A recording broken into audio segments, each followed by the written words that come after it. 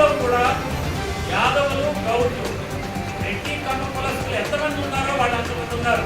కాబట్టి వాళ్ళు ఖచ్చితంగా ఒక్కొక్క కులానికి యాదవులకి 2 మంత్రి పదవులు, అట్లానే గౌడ్లకు కూడా 2 మంత్రి పదవులు ఇవ్వాలి. ఇంతవరకు అసెంబ్లీలో ఏ మంత్రి పదవులు తగ్గ కులాలు ఏవైతే ఉన్నాయో ఆ కులాలలో ఎవరైతే ఎలక్ట్ అయ్యారో వాళ్ళకి ఖచ్చితంగా వాళ్ళకి మంత్రి పదవులు ఇవ్వాలి. ఇంతవరకు మంత్రి పదవులు దగ్గర కొన్ని కులాలు ఉన్నాయి, కొంతమంది ఎమ్మెల్యేలుగా అయ్యారు, వాళ్ళకి ఖచ్చితంగా మంత్రి పదవులు ఇవ్వాలి.